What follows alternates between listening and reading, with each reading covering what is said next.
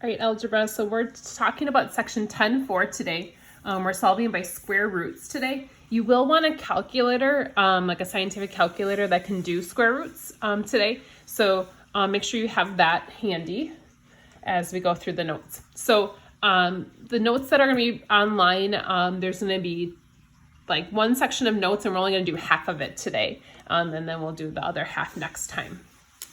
So the first type of problem we're going to start talking about, we're solving by square roots, are going to be, I'm going to call it type 1. I mean, you don't need to know.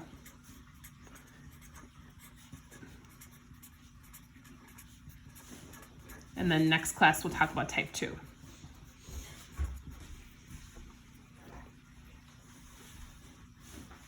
Now, in order to be this type, it needs to be in a particular form. And what I mean by that, it must be in the form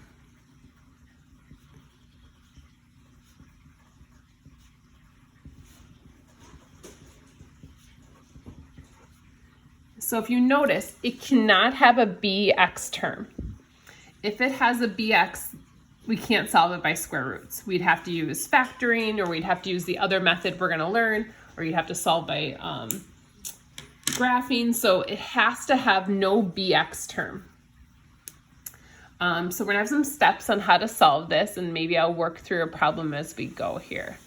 So, let me show you first of all when we can't.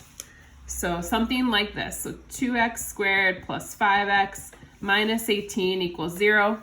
This we can solve by this method because it has that bx, so we wouldn't be able to do this type. So we'll start with an example. So what I did is I basically took the bx out of there. So we can solve one like this, but we can't solve one like that. So our first step for solving by square root is we want to isolate the x squared. So I want to get that x squared alone. So if you look here, I want to get this by itself. So in order to solve that, we want to add or subtract first, and then multiply or divide.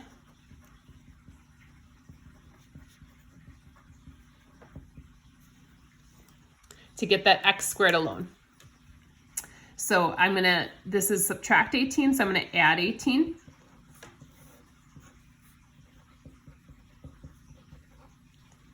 Then I wanna get the x squared alone, so I'm gonna divide by 2. So I got x squared equals 9. Once I'm to that point, hopefully you realize maybe what you can do at this point is the opposite of squaring something is taking the square root. So now I can take the square root of each side.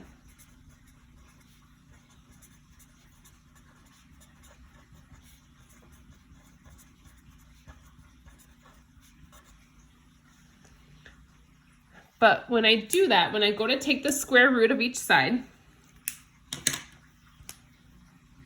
square root. When we take the square root, there's one answer you might be forgetting about. So x equals 3, the square root of 9 is 3, so if you put that in your calculator.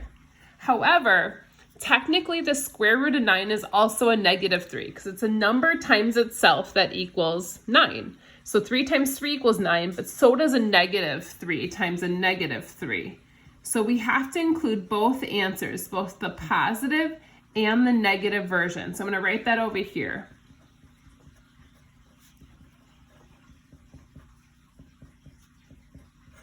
So include both positive and negative x. And that's going to happen every time we put that square root in. Now your calculator won't give you that negative 3 as an answer, but we have to include that because that one also works. So you can write it like plus or minus 3 like that, or you can write 3 and negative 3, but both answers do work, because negative 3 times a negative 3 is also a positive 9. So this is our first type, and we're going to work just through a couple more examples like this. We're not going to do a ton, but I just want to show you guys a few more so you guys feel comfortable with them. And then on Monday or Tuesday, next time I see you or next time I teach you, we'll use the other type. So just a heads up on that. So we'll go through a few more examples here, kind of give you a variety. Oops, that should be a 50, sorry. Just go like that.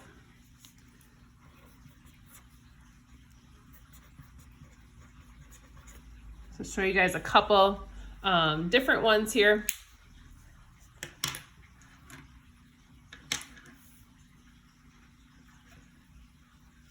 So in this case, I want to move this 14 over because I want to get the x squared alone, so I'm going to subtract 14. 50 minus 14 is 36. Then when I go to take the square root of each side, the square root of 36 is 6, but we can't forget that also a negative 6 could be an answer as well. So we'll just write plus or minus 6.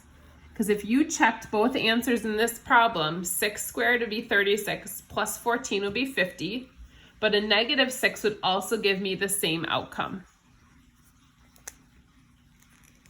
Now looking at this next problem, you might already kind of have an inclination of what might happen. We want to get this x squared alone. I'm going to divide by 4. So I get x squared equals 5. 20 divided by 4 is 5. But you might know that square root of 5 is not a nice number. Square root of 5 is not a nice whole number answer. If you take the square root, this is why you want a calculator, is because square root of 5 is not a number that like I would know off the top of my head if I weren't a math teacher. So most of you guys probably don't know this, but square root of 25 or 5 is like 2.24. And so that's going to be our answer. We're just going to go a couple decimal places, 2.24. And again, we just include the positive and negative version. So just check the book if it tells you to round to a couple decimal places, 2.2, something like that. So this would be our answer for this problem. All right, I think I might just push through and keep working on to some more problems just so that we can finish up this video. So I'm just going to do a couple more here.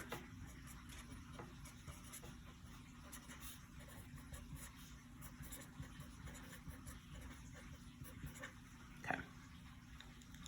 So like 2 more questions, and then hopefully you guys will understand and be good to go. If you ever have questions, feel free to shoot me an email.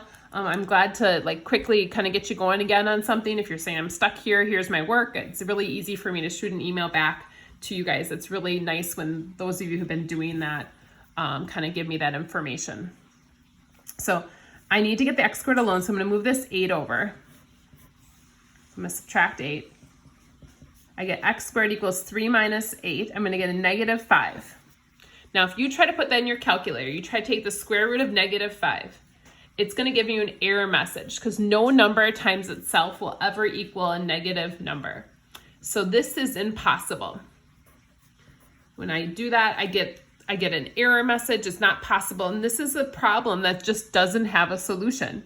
This is a parabola that would cross the axis above 0. So it wouldn't have a solution at all. So we just say it's no solution.